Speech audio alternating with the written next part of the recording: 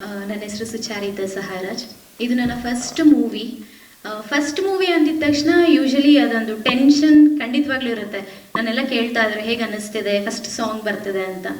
So tension ಜೊತೆಗೆ ನನಗೆ feel ಆಗೋದಕ್ಕೆ ಸ್ಟಾರ್ಟ್ ಆಗಿದ್ದು ಸಾವಿತ್ರಿ ಅನ್ನೋದು ತುಂಬಾ ಸ್ಟ್ರಾಂಗ್ ಆಗಿರೋಂಥ ಕ್ಯಾರೆಕ್ಟರ್. ಸರ್ ನನ್ನ ಕೂರಿಸಿ ಒಂದ್ಸಲ ಸ್ಕ್ರಿಪ್ಟ್ ರೀಡ್ ಮಾಡಿ ಹೇಳಿದ್ರು ನನಗೆ. ಫಸ್ಟ್ ನನಗೆ ಯಾವ ಥರ ಸಾವಿತ್ರಿನ ನನ್ನಲ್ಲಿ ನಾನು ಅಳವಡಿಸ್ಕೋಬೇಕು ಅನ್ನೋದು ಫಸ್ಟ್ ಥಿಂಕ್ ಮಾಡೋದಕ್ಕೆ ಸ್ಟಾರ್ಟ್ ಮಾಡಿದೆ. ಅದಕ್ಕೆ ಸಾಕಷ್ಟು ಸಪೋರ್ಟ್ ಮಾಡಿದ್ರು. ಆಮೇಲೆ ಸರ್ರು ಪ್ರತಿಯೊಂದು ಹೇಳಕ್ಕೆ ಸ್ಟಾರ್ಟ್ ಮಾಡಿದ್ರು. ವಾಕಿಂಗ್ ಸ್ಟೈಲ್ ಯಾವ ಥರ ಇರಬೇಕು, ಬಾಡಿ ಲ್ಯಾಂಗ್ವೇಜ್ ಯಾವ ಥರ ಇರಬೇಕು, ಆಮೇಲೆ ನಾನು ಮಾತಾಡ್ತಾ ಇದ್ದಿದ್ದು ನನ್ನ ಸ್ಮೈಲು ಪ್ರತಿಯೊಂದೂ ಅವ್ರು ಅಬ್ಸರ್ವ್ ಮಾಡಿ ಇದೇ ಥರ ಚೇಂಜ್ ಮಾಡಬೇಕು. ಸೊ ಸುಚಾರಿತಾ ಎಲ್ಲೂ ಕಾಣಿಸ್ಬಾರ್ದು, ಸಾವಿತ್ರಿ ಕಾಣಿಸ್ಬೇಕು ಅಂತ ಪ್ರತಿ ಸಲ ಹೇಳೋರು ನನಗೆ. ಸೊ ಅದನ್ನ ನಾನು ನೆನಪು ಮಾಡಿಕೊಂಡು ಒಂದು ಕಡೆ ಭಯ ಆಗ್ತಿತ್ತು, ಸಾಂಗ್ ಬರ್ತಿದೆ, ಸೊ ನಾನು ಅಷ್ಟು ಜಸ್ಟಿಸ್ ಕೊಟ್ಟಿದ್ದೀನ ಈ ಕ್ಯಾರೆಕ್ಟರ್ಗೆ ಅಂತ. ಯಾಕೆಂದರೆ ಕ್ಯಾರೆಕ್ಟರಲ್ಲಿ 2 ಶೇಡ್ಸ್ ಬರುತ್ತೆ. ಫಸ್ಟು ಸರ್ ಹೇಳ್ದಂಗೆ ಹೀರೋನ ಪ್ರಪೋಸ್ ಮಾಡಿ ಅಂದರೆ ಬಿಫೋರ್ ಮ್ಯಾರೇಜು ತುಂಬಾ ಚೈಲ್ಡಿಶ್ ಆಗಿ, ಹಾಗೆ ಅವಳು ಪ್ರಪಂಚದಲ್ಲೇ ಅವಳು ಮುಳುಗೋಗಿರ್ತಾಳೆ. ಅಪ್ಪನ ಮುದ್ದಿನ ಮಗಳು, ಅವಳು ಏನು ಬೇಕು ಅಂತ ಅನ್ಕೊಂತಾಳೆ, ಇಮಿಡಿಯೇಟಾಗಿ ಅವಳಿಗೆ ಅದು ಬೇಕು, ಅಷ್ಟು ಹಠ ಮಾಡ್ತಿರೋಂತಹ ಕ್ಯಾರೆಕ್ಟರ್. ಆಲ್ ಆಫ್ ಸಡನ್ ಹೀರೋನ ನೋಡಿ ಇಷ್ಟಪಟ್ಟು ಮದುವೆ ಆದಮೇಲೆ ಅವಳ ರೆಸ್ಪಾನ್ಸಿಬಿಲಿಟೀಸ್ ಯಾವ ಥರ ಚೇಂಜ್ ಆಗುತ್ತೆ ಅದನ್ನೆಲ್ಲ ಕೇಳಿಸ್ಕೊಂಡಾಗ ತುಂಬ ಖುಷಿ ಆಯಿತು. ಖಂಡಿತವಾಗ್ಲೂ ಈ ಕ್ಯಾರೆಕ್ಟರ್ನ ನೋಡಿದಾಗ ತುಂಬ ಜನ ಇನ್ಸ್ಪೈರ್ ಆಗೇ ಆಗ್ತಾರೆ. ಆ ಗ್ಯಾರಂಟಿ ನಾನು ಕೊಡ್ತೀನಿ. ಯಾಕೆ ಅಂತಂದರೆ ಆಲ್ ಆಫ್ ಸಡನ್ ನಾನು ಈ ಶೂಟ್ ಎಲ್ಲ ಕಂಪ್ಲೀಟ್ ಆಗಿ ಮುಗಿದ ಮೇಲೆ ಆಲ್ಮೋಸ್ಟ್ ನಮ್ಮ ಮನೆಯಲ್ಲೂ ಹೇಳೋರು, ನೀನು ಸುಚಾರಿತ ಥರ ಕಾಣಿಸ್ತಿಲ್ಲ, ಯಾಕೋ ಸಾವಿತ್ರಿ ಥರ ಕಾಣಿಸ್ತಿದ್ಯಾ, ನಿನ್ನ ಡ್ರೆಸ್ಸಿಂಗ್ ಆಗಿರ್ಬೋದು, ನೀನು ಮಾತಾಡೋದಾಗಿರ್ಬೋದು, ಎಲ್ಲ ಕಂಪ್ಲೀಟ್ ಚೇಂಜ್ ಆಗೋಗಿದೆ. ಈಗ ಆಲ್ರೆಡಿ ಶೂಟಿಂಗ್ ಕಂಪ್ಲೀಟ್ ಆಯಿತು, ರಿಟರ್ನ್ ಬಾ ನೀನು ಅಂತ ಹೇಳಿ. ಅಂದರೆ ಅಷ್ಟು ಇನ್ವಾಲ್ವ್ ಮಾಡಿದ್ರು ಕಂಪ್ಲೀಟು. ನಮ್ಮ ಟೀಮ್ ಆಗಿರ್ಬೋದು, ನನಗೆ ತುಂಬ ಸಪೋರ್ಟ್ ಮಾಡಿದ್ದು ವಿಶ್ವ ಸರ್. ಸೆಟ್ಟಲ್ಲಿ ಯಾವಾಗಲೂ ಇರೋರು. ಸ್ಪಾಟ್ ಎಡಿಟಿಂಗ್ ನಡೀತಾ ಇತ್ತು, ಅದೊಂದು ತುಂಬ ಪ್ಲಸ್ ಪಾಯಿಂಟ್ ಆಯಿತು ನಮಗೆ. ಇನ್ನು ರಾಕೇಶ್ ಹೇಳ್ದಂಗೆ ಬಿಫೋರ್ ಸೀನ್ ಪರ್ಟಿಕ್ಯುಲರ್ ಆಗಿ ಈ ಸಾಂಗ್ಗೆ ಸ್ವಲ್ಪ ಸರ್ನ ಅಯ್ಯೋ ಅನ್ನಿಸ್ದೆ ಅನ್ಕೊತೀನಿ. ಬಿಕಾಸ್ ನನಗೆ ಅದೊಂಥರ ಚಾಲೆಂಜಿಂಗ್ ಆಗಿತ್ತು. ಬಿಫೋರ್ ರೆಫರೆನ್ಸ್ ಕೊಟ್ಟಾಗ ಈ ಸಾಂಗ್ ಬಗ್ಗೆ ಎಲ್ಲ ಹೇಳಿದಾಗ ಓಕೆ ಇಷ್ಟೇ ಅಲ್ವಾ ಮಾಡ್ಬೋದು ಅನ್ನೋ ಥರ ಇತ್ತು. ಬಟ್ ಶೂಟಿಂಗ್ ಸೆಟ್ಟಿಗೆ ಹೋದ್ಮೇಲೆ ನನಗೆ ಅರ್ಥ ಆಯಿತು. ಸೊ ನಾನು ನೋಡೋದಕ್ಕೂ ಅಲ್ಲಿ ಹೋಗಿ ಆ್ಯಕ್ಟ್ ಮಾಡೋದಕ್ಕೂ ಎಷ್ಟೇ ರಿಹರ್ಸಲ್ಸ್ ಇದ್ರು ಕೆಲವು ಪ್ಲೇಸ್ಗಳಲ್ಲಿ ಪ್ಯಾನಿಕ್ ಆದೆ ನಾನು. ಬಟ್ ಕಂಪ್ಲೀಟ್ ಟೀಮ್ ಯಾವ ಥರ ನನಗೆ ಸಪೋರ್ಟ್ ಆಗಿ ನಿಂತ್ಕೊಂಡ್ರು ಅಂತ ಅಂದರೆ ಇಟ್ಸ್ ಓಕೆ, ಪರವಾಗಿಲ್ಲ, ತಲೆ ಕೆಡಿಸ್ಕೋಬೇಡ, ಇಷ್ಟು ತುಂಬ ಚೆನ್ನಾಗಿ ಬಂದಿದೆ, ಇನ್ನು ಕೆಲವು ಸೀನ್ಗಳು ನಾವು ಮತ್ತೆ ಮಾಡೋಣ ಶೂಟ್ ಅಂತ ಹೇಳಿ ಮತ್ತೆ ಅದಕ್ಕೆ ಪ್ರಿಪೇರ್ ಮಾಡಿಸಿದ್ರು. ಸೊ ರಾಕೇಶ್ ಆಗಿರ್ಬೋದು, ಅವರು ಅಷ್ಟೇ ತುಂಬಾ ಸಪೋರ್ಟ್ ಮಾಡಿದ್ರು ನನಗೆ ಯಾವುದೇ ಆ್ಯಕ್ಟಿಂಗ್ ಬ್ಯಾಕ್ಗ್ರೌಂಡ್ ಇಲ್ಲ, ಅಥವಾ ನಮ್ಮ ಫ್ಯಾಮಿಲಿನಲ್ಲಿ ಯಾರೂ ಆ್ಯಕ್ಟಿಂಗ್ ಅವರಿಲ್ಲ, ನಾನು ನೋಡೂ ಇರಲಿಲ್ಲ.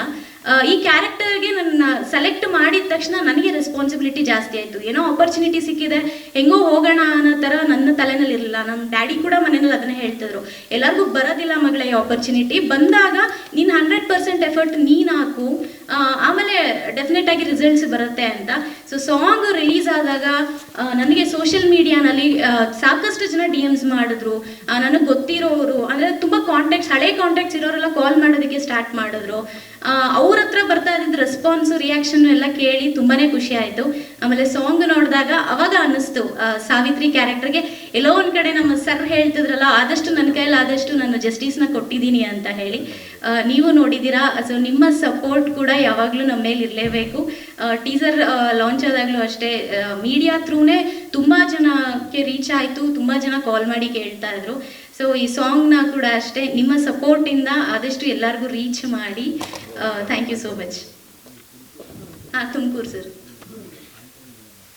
ಬಿಫೋರ್ ಅಂದರೆ ನನ್ನ ಡಿಗ್ರಿ ಟೈಮಲ್ಲಿ, ಗ್ರ್ಯಾಜುಯೇಷನ್ ಟೈಮಲ್ಲಿ ಓದ್ಕೊಂಡೆ ಜೊತೆನಲ್ಲಿ ಆ್ಯಂಕರಿಂಗ್ ಮಾಡ್ತಾ ಇದ್ದೆ. ಅದಾದಮೇಲೆ ನಾನು ಬ್ಯಾಂಗ್ಳೂರಿಗೆ ಶಿಫ್ಟ್ ಆದೆ ಪೋಸ್ಟ್ ಗ್ರ್ಯಾಜುಯೇಷನ್ ಮಾಡೋದಕ್ಕೆ, MBAಗೆ ಇರಬಹುದು ಸರ್. ಯಾಕೆ ಅಂದರೆ ಸ್ವಲ್ಪ ಕ್ಯಾಮ್ರಾ ಅಂದಾಗ ಪ್ಯಾನಿಕ್ ಆಗೋದಿಲ್ಲ. ನಾನು ಯೂಶಲಿ ಮಾತಾಡ್ತೀನಿ ನಾನು, but when it comes to acting ನನಗೆ ಅಲ್ಲಿ ತುಂಬ ಡಿಫ್ರೆನ್ಸ್ ಗೊತ್ತಾಯಿತು. ನಾವು ನಿಂತ್ಕೊಂಡು ಆ ಸ್ಕ್ರಿಪ್ಟ್ ಕೊಡೋದು ಮಾತಾಡೋದು ಬೇರೆ, ನಾವು ಇನ್ವಾಲ್ವ್ ಆಗಿ ಆ್ಯಕ್ಟಿಂಗಲ್ಲಿ ನಾವು ಮಾಡೋದು ಬೇರೆ ಅಂತ. ಬಟ್ ಆ ವಿಷಯದಲ್ಲಿ ಎಂಟೈರ್ ಟೀಮ್, ನಮ್ಮ ಜಾನ್ ಸರ್ ಆಗಿರ್ಬೋದು, DOP, ಆಮೇಲೆ ನನ್ನ ಸ್ಟೈಲಿಸ್ಟ್ ತಮಿಳ್ ಅವರು ಕೂಡ ಅಷ್ಟೇ ಎಷ್ಟು ಇನ್ವಾಲ್ವ್ ಆಗಿರ್ತಿದ್ರು ಅಂದರೆ ನನ್ನ ಸೆಟ್ಟಲ್ಲಿ ಎಲ್ಲೇ ಕೂತಿದ್ರು ಯಾರು ಸುಚಾರಿತಾ ನನ್ನ ಹೆಸರನ್ನ ಹಿಡಿದು ಯಾರು ಕರೀತಿರ್ಲಿಲ್ಲ, ಸಾವಿತ್ರಿಯಲ್ಲಿ ಕರೀರಿ ಅಂತ ಹೇಳೋರು. ಸೊ ಅಷ್ಟು ಇನ್ವಾಲ್ವ್ಮೆಂಟ್ ಅವರು ನನಗೆ ತೋರಿಸ್ತಾ ಇದ್ರು. ಎಲ್ಲೋ ಒಂದು ಕಡೆ ಒಂಚೂರು ಮಿಸ್ಟೇಕ್ ಆಗ್ತಿದೆ ಆಗ್ತಿದೆ ಅಂತ ಅಂದಿದ ತಕ್ಷಣ ಇಮಿಡಿಯೇಟ್ ಆಗಿ ಕರೆದು ಮಾನಿಟರ್ನ ತೋರಿಸೋರು. ಸೊ ಇದನ್ನ ಸ್ವಲ್ಪ ಚೇಂಜ್ ಮಾಡು, ಈ ಸ್ಮೈಲ್ ಇದೇ ತರ ಬರಬೇಕು, ವಾಕ್ ಇದೇ ತರ ಬರಬೇಕು. ಸೊ ಈ ತರ ಟೀಮ್ ಜೊತೆ ನನ್ಗೆ ತುಂಬಾ ಹೆಲ್ಪ್ ಆಯ್ತು ಇವ್ರ ಜೊತೆ ವರ್ಕ್ ಮಾಡಿದ್ದಕ್ಕೆ. ಸೊ ಇದು ನನ್ನ ಫಸ್ಟ್ ಮೂವಿ, ಫಸ್ಟ್ ಡೆಬ್ಯೂ. ತುಂಬಾನೇ ಭಯ ಇತ್ತು. ಈಗ ಒಂದು ಸ್ವಲ್ಪ ನನಗೆ ಕಾನ್ಫಿಡೆನ್ಸ್ ಬಿಲ್ಡ್ ಆಗ್ತದೆ. ಓಕೆ, ನಾನು ಮಾಡ್ಬೋದು. ಏನು ಬ್ಯಾಕ್ಗ್ರೌಂಡ್ ಇಲ್ಲ ಅಂತ ಅಂದ್ರೂ ಡೆಡಿಕೇಶನ್ ಇದ್ರೆ ಡೆಫಿನೆಟ್ ಆಗಿ ಏನೋ ಒಂದು ರಿಸಲ್ಟ್ ಖಂಡಿತವಾಗ್ಲೂ ಬಂದೇ ಬರುತ್ತೆ ಅನ್ನೋದಕ್ಕೆ ನಾನೇ ಒಂದು ಎಕ್ಸಾಂಪಲ್ ಅಂತ ಅನ್ಸುತ್ತೆ. ಡೆಫಿನೆಟ್ಲಿ ಸರ್, ಸಾವಿತ್ರಿ ಕ್ಯಾರೆಕ್ಟರು ತುಂಬಾನೇ ಸ್ಟ್ರಾಂಗ್ ಇದೆ. ನಾನು ಹೇಳಿದ್ನಲ್ಲ, ಬಿಫೋರ್ ಮ್ಯಾರೇಜು ಚೈಲ್ಡಿಶ್ ಆಗಿರೋಂಥ ಹುಡುಗಿ ಆಲ್ ಆಫ್ ಸಡನ್ ಒಬ್ರು ಹೋರಾಟಗಾರ ಅವ್ರ ವೈಫ್ ಅಂತ ಅಂದಾಗ ತುಂಬಾನೇ ರೆಸ್ಪಾನ್ಸಿಬಿಲಿಟಿ ಇರುತ್ತೆ. ಆಚೆ ಕಡೆ ತುಂಬಾ ನೆಗೆಟಿವ್ಸ್ ಬರ್ತಾ ಇರುತ್ತೆ. ಸೊ ಅದನ್ನ ಅವಳು ಯಾವ ತರ ಫೇಸ್ ಮಾಡ್ತಾಳೆ. ಆಮೇಲೆ ಒಬ್ಳು ಮಹಿಳೆ ಸುಮ್ಮನೆ ಮನೆಯಲ್ಲಿ ಇರೋ ತರ ಅಂತ ಎಲ್ಲ ಅನ್ಕೊಂಡಿರ್ತಾರೆ. ನಾರ್ಮಲ್ ಆಗಿ ಹೌಸ್ ವೈಫ್ ಅನ್ನೋ ತರ ಫೀಲ್ ಆಗ್ತಾ ಇರುತ್ತೆ. ಸೊ ಎಸ್ಪೆಷಲಿ 70s ಕಾನ್ಸೆಪ್ಟ್ ಅಲ್ಲಿ ಅದೇ ತರನೇ ಇದ್ದಿದ್ದು.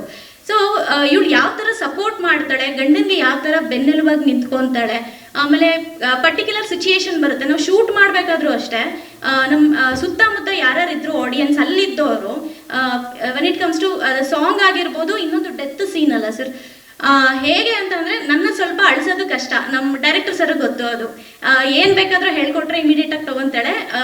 ಅಳ ಸೀನ್ ಬಂತು ಅಂದರೆ ಸ್ವಲ್ಪ ರೀಟೇಕ್ಸ್ ಹೋಗುತ್ತೆ ಅಂತ ಫಸ್ಟ್ ಪ್ರಿಪೇರ್ ಆಗಿಬಿಟ್ಟಿರ್ತಾರೆ ಅವರು. ಗ್ಲಿಸರಿನ್ ಇಲ್ದಲ್ಲೇ ಅಳೋದು ನನಗೆ ತುಂಬ ಕಷ್ಟ ಆಗ್ತಿತ್ತು. ಬಟ್ ಪರ್ಟಿಕ್ಯುಲರ್ ಆಗಿ ಆ ಡೆತ್ ಸೀನಲ್ಲಿ ಹೇಗೆ ಇನ್ವಾಲ್ವ್ ಆಗಿದ್ವಿ ಅಂದರೆ, ಅಲ್ಲಿ ಬಂದಿದ್ದ ಆಡಿಯನ್ಸ್ ಅದು ರಿಯಲ್ ಆಗಿ ಏನೋ ಆಗಿದೆ ಅನ್ನೋ ಥರ ಅವರು ಅಳೋದಕ್ಕೆ ಸ್ಟಾರ್ಟ್ ಮಾಡಿದ್ರು. ಅಲ್ಲೊಂದು ಸ್ವಲ್ಪ ಗಲಾಟೆನೇ ಆಯಿತು ಅಲ್ಲ ಸರ್, ಸ್ಟಾಪ್ ಮಾಡಿಸಿದ್ರು ಎಲ್ಲರೂ ಬಂದು. ಸೊ ನಾವು ಪ್ಯಾನಿಕ್ ಆದ್ವಿ ಅವಾಗ. ಇಲ್ಲ, ಇದು ಶೂಟಿಂಗ್ ಅಂತ ಹೇಳೋದಕ್ಕೆ ಸ್ಟಾರ್ಟ್ ಮಾಡಿದ್ವಿ ನಾವು. ಸೊ ಅಷ್ಟು ಇನ್ವಾಲ್ವ್ ಆಗಿ ಮಾಡಿದಂಥ ಕ್ಯಾರೆಕ್ಟರ್ ನಂಗೆ ತುಂಬಾ ಖುಷಿ ಇದೆ. ಇದು ನನ್ನ ಫಸ್ಟ್ ಡೆಬ್ಯೂ ಅಂತ ಹೇಳಿ. Thank you. ಎಲ್ಲೂ ಇಲ್ಲ ಸರ್, ನಮ್ಮ ಟೀಮ್ ಅವರು ಸಪೋರ್ಟ್ ಮಾಡಿರೋದು. ಹೇಳಿದ್ನಲ್ಲ ಸರ್, ಹ್ಯಾಂಕರಿಂಗ್ ಮೋಸ್ಟ್ಲಿ ಹೆಲ್ಪ್ ಮಾಡಿದೆ ನನಗೆ. ಸೊ ಬಿಫೋರಿಂದ ಇಂಟ್ರೆಸ್ಟ್ ಇದ್ದಿದ್ರಿಂದ, ಸೊ ನಮ್ಮ ಟೀಮ್ ಅವರು ಜೊತೆಲಿ ಸಪೋರ್ಟ್ ಮಾಡಿರೋದ್ರಿಂದ ಸ್ಕ್ರೀನಲ್ಲಿ ಇವತ್ತು ನೋಡಿದ್ರಲ್ಲ. Thank you sir. ಹಾಂ ಹೌದು ಸರ್, ಇನ್ನೂ ಬಂದಿಲ್ಲ. ನಾನು ಹೇಳ್ತಿದ್ದೀನಲ್ಲ, ತುಂಬ ಮಾತಾಡ್ತಾಳೆ ಸಾವಿತ್ರಿ. ನೀವು ಮೂವಿ ಬಂದಾಗ ನೋಡ್ಬೋದು. ಅಷ್ಟೇ ಇನ್ವಾಲ್ವ್ಮೆಂಟ್ ಇದೆ ಸರ್. ತುಂಬ ಚಾಲೆಂಜಿಂಗ್ ಆಗಿತ್ತು. ತುಂಬ ರಿಹರ್ಸಲ್ಸ್ ಕೂಡ ಮಾಡಿಸಿದ್ರು ಅರುಣ್ ಸರು. ಯಾಕಂದರೆ ನನಗೂ ಇದು ಫಸ್ಟ್ ಮೂವಿ. ಒಂದು ಭಯ ಇತ್ತು, ಹೇಗೆ ಮಾಡ್ತೀನಿ ಅಂತ, ಹೇಗೆ ಡೈಲಾಗ್ಸ್ ತಗೊಳ್ತೀನಿ, ಹೇಗೆ ಕ್ಯಾರಿ ಮಾಡ್ತೀನಿ ಅಂತ. ಅದರಲ್ಲೂ ಎಮೋಷ್ನಲ್ ಆಗಿ ಮಾಡಬೇಕು ಅಂದರೆ ಅದು ಇನ್ನೂ ಚಾಲೆಂಜ್. ಬೇರೆ ಎಲ್ಲ ಓಕೆ ಅಂತ ಮಾಡ್ಬೋದು, ಎಮೋಷ್ನಲ್ ಕ್ಯಾರಿ ಮಾಡೋದು ತುಂಬಾ ಕಷ್ಟ. ಅದಕ್ಕೂ ಕೂಡ ತುಂಬ ರಿಹರ್ಸಲ್ಸ್ ಎಲ್ಲ ಅರುಣ್ ಸರ್ ಮಾಡಿಸಿದ್ರು. ಚಾಲೆಂಜಿಂಗ್ ಆಗಿತ್ತು, ಆದರೂ ನಿಜವಾಗ್ಲೂ ತುಂಬ ಅದ್ಭುತವಾಗಿ ಬಂದಿದೆ. ಇನ್ನು ಸಾಂಗ್ ಬಗ್ಗೆ ಹೇಳಬೇಕು ಅಂದರೆ, ನನ್ನ ಫ್ರೆಂಡ್ಸ್ ಆಗಿರ್ಬೋದು, ಫ್ಯಾಮಿಲೀಸ್ ಆಗಿರ್ಬೋದು, ಎಲ್ಲರೂ ಕಡೆಯಿಂದ ಒಂದು ಪಾಸಿಟಿವ್ ಆಗಿ ಅನಿಸಿಕೆಗಳು ಬಂತು ನನಗೆ. ನಿಜವಾಗ್ಲೂ ತುಂಬ ಚೆನ್ನಾಗಿ ಬಂದಿದೆ ಸಾಂಗು, ತುಂಬ ಚೆನ್ನಾಗಿ ಬರ್ದಿದ್ದಾರೆ ಸಾಂಗು ಅಂತ. ಇವನ್ ನನ್ನ ಫ್ರೆಂಡ್ಸ್ ಕೂಡ ತುಂಬ ಜನ ಅದನ್ನ ಗುನುಗ್ತಾ ಇರೋದನ್ನ ನಾನು ಕೇಳಿಸ್ಕೊಂಡಿದ್ದೀನಿ.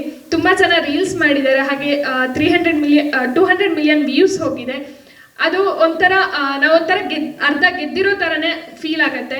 ಇನ್ನು ರೀಲ್ಸಲ್ಲೂ ಆಗಿರ್ಬೋದು ತುಂಬ ಚೆನ್ನಾಗಿ ಮಾಡ್ತಾ ಇದ್ದಾರೆ. ತುಂಬ ಜನ ನನಗೆ ಕಳಿಸ್ತಾ ಇದ್ದಾರೆ, ನೀನು ಈ ಮೂವಿಲಿ ಇದೆಯಲ್ಲ, ತುಂಬ ಚೆನ್ನಾಗಿ ಬಂದಿದೆ ಅಂತ. ಹಾಗೆ ಮೂವಿನೂ ಕೂಡ ತುಂಬಾ ಅದ್ಭುತವಾಗಿ ಬಂದಿದೆ. ಎಲ್ರಿಗೂ ಕೂಡ ಬೇಗ ರೀಚ್ ಆಗುತ್ತೆ ಅಂತ ನಾನು ಭಾವಿಸ್ತೀನಿ.